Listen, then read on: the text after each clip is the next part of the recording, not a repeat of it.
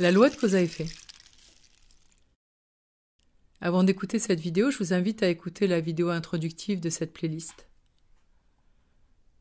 La loi de cause à effet est souvent connue sous le nom de loi du karma. Ce mot me gêne vraiment, car il induit des croyances enfermantes, ainsi que toutes sortes de suppositions dont, au fond, nous ne savons rien. Alors je préfère m'en tenir à la vision suivante de cette loi universelle.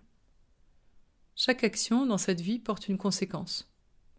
D'où l'effet boomerang dans certains cas, si l'action envoyée n'est pas juste, au sens de son utilité pour l'ensemble et de son efficacité.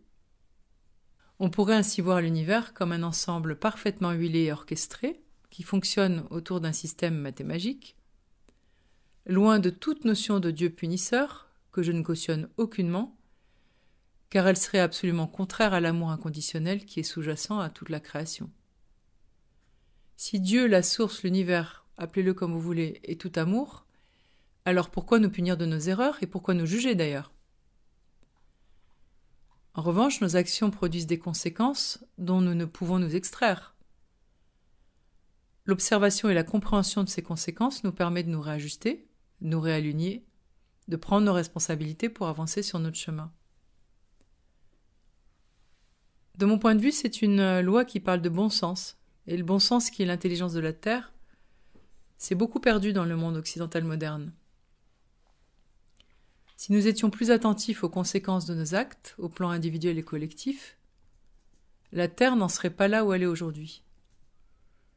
C'est comme si nous nous comportions collectivement comme des enfants pourri gâtés et non éduqués aux lois du vivant.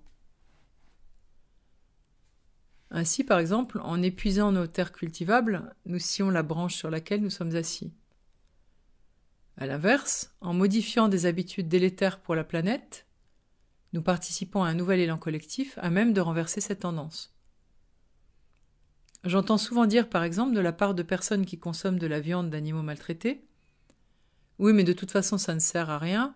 Cette bête a déjà été maltraitée, torturée et abattue.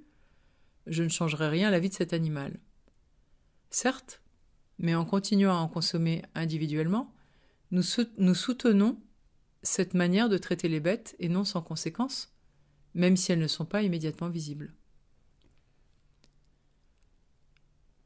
En somme, appliquer cette loi universelle de cause à effet au quotidien, c'est adopter la médecine de l'aigle, qui prend de la hauteur et regarde tous les impacts de ses actions. C'est réfléchir aux conséquences de ses actes avant d'agir. Je vous souhaite une belle journée et je vous remercie pour votre écoute. N'oubliez pas, il suffit d'1 seconde pour changer sa vie. Et si vous souhaitez me transmettre un sujet pour la chaîne, vous êtes les bienvenus et vous pouvez le proposer en commentaire de la vidéo.